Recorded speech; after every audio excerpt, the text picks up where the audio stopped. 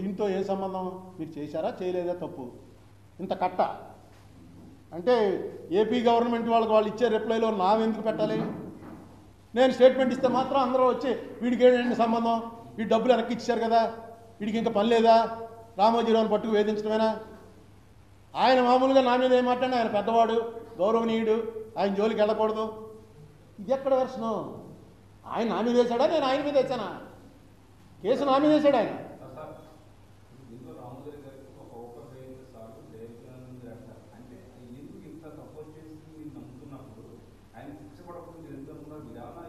నాకు రామోజీరావుకి శిక్ష పడాలనే కోరిక లేదండి.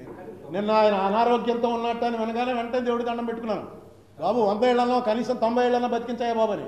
ఈ కేసు ఏదో తేలాలి. అనారోగ్యంతో ఉన్నాడు ఆయన, ఫోటో వచ్చింది. ఆ ఫోటో చూడగానే ఇదేంటిది, ఎంత బెడ్ రీడైనా, ఎంత బ్యాడ్ కండిషన్లో ఉన్నాడు ఆయన. నేను రోజు దండం పెట్టుకుంటున్నాను రామోజీరావుకి సంపూర్ణ ఆయుష్ ఉండాలని. అదే నాకేంటి ఆయన పాడైపోవాలని నేను ఎందుకు కోరుకుంటాను?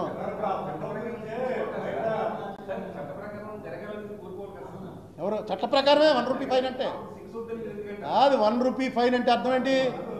శిక్షే. అది నాది, నేననేది. అదైనా వేయిస్తే వేయకపోతే ఈ దేశంలో సిస్టమ్ ఏమవుతుందని.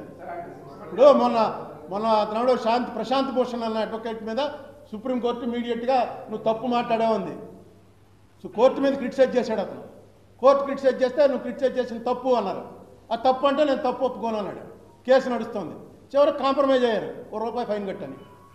₹1 ఫైన్. ఎందుకంటే కోర్టు అన్నదానికి వాడు లోబడే ఉండాలి తప్ప కోర్టు కన్నా పైబడి కాదు అని చెప్పడం కోసం ₹1 ఫైన్ కడతావా, ఈ కేసు క్లోజ్ చేద్దాం అన్నారు. అతను అడ్వకేట్ కాబట్టి ఆలోచించాడు, ఇది ఎందుకు కోర్టుతో నాకెందుకు గొడవ అని ₹1 ఫైన్ కట్టాడు.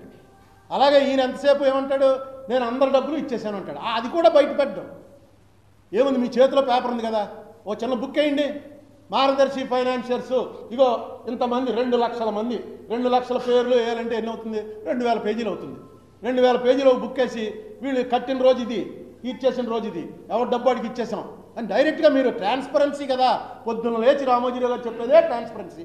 బుక్ వేసి విడుదల చేయండి. నమస్కారం పెడతాను ఉండవల్లి అరుణ్ కుమార్ గారు, ఇగో మీ అందరూ ఎదుర్కొంటే అయ్యా రామోజీరావు గారు గ్రేట్, నీకన్నా గొప్పవాడు ఎవడు లేడు. అరే నువ్వు ఎవరికి ఇచ్చావో చూపించవా అంటే చూపించట్లే, కోర్టు ఇస్తే అందరికీ ఇచ్చేసాను అని ఆయన చెప్పాడు కాబట్టి మనం నమ్మాలా? నిజంగా ఇచ్చేసి ఉంటే ₹1 ఫైన్ వేసి వదిలేసినా పర్లేదు. ఇచ్చాడా లేదా అన్నది కూడా ఆయన చెప్పనంటే ఎలా అండి?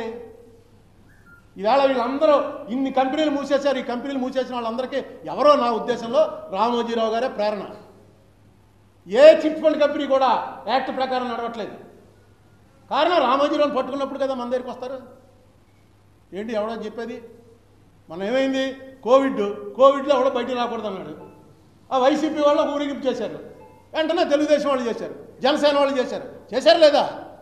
ఫస్ట్ రూలింగ్ పార్టీ మంత్రి గారు ఊరేగింపులో పాల్గొంటే లేనిది మమ్మల్ని ఎలా చేస్తారండి మీరని గుర్తుందిగా అందరికీ. ఎవడైతే అందరిలోకి అగ్రస్థానంలో ఉన్నాడో వైసీపీ పార్టీ, రూలింగ్ పార్టీ. అలాగే రామోజీరావు గారు అందరికీ తెలుసున్న పేరు. అంత మనిషి ఆయన నేను చేసింది నేరం కాదంటే మిగతా వాళ్ళందరికీ ఇది ప్రెసిడెంట్. ఏమంటే రామోజీరావు గారికి ఏ కేసు అవుతుందో అదే కేసు నాకు వర్తింపజేయండి. ఆయనకి లేనిది నాకు ఎలా వస్తుంది? Common sense.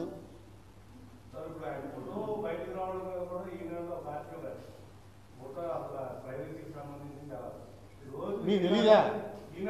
పాత్రికేయులు అడగకూడదు గురు.